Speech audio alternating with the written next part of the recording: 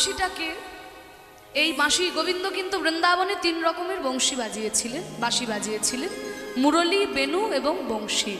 হ্যাঁ, অষ্টাঙ্গুলি হয় বেনু, দ্বাদশ অঙ্গুলি হয় মুরলী, আর অষ্টাদশ অঙ্গুলি হয় বংশী। তাই দেখুন, এই যে গোবিন্দ বেনু আর মুরলী, ব্রহ্মা পূর্বে যখন যজ্ঞ করেছিল, সেই যজ্ঞ থেকে 24.5টি পর্ব বেনু বৃক্ষ জন্মগ্রহণ করেছিল। 24.5টি পর্ব বেনু বৃক্ষ জন্মগ্রহণ করলো।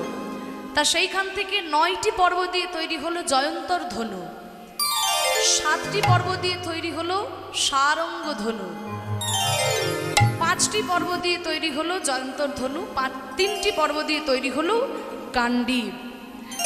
তাহলে 24টি পর্ব হলো, আর অর্ধেকটি পর্ব বাকি রইল। আর ওই অর্ধেকটি পর্ব নিয়ে ব্রহ্মা বেনু তৈরি, এই মানে মুরলী তৈরি করে গোবিন্দের হাতে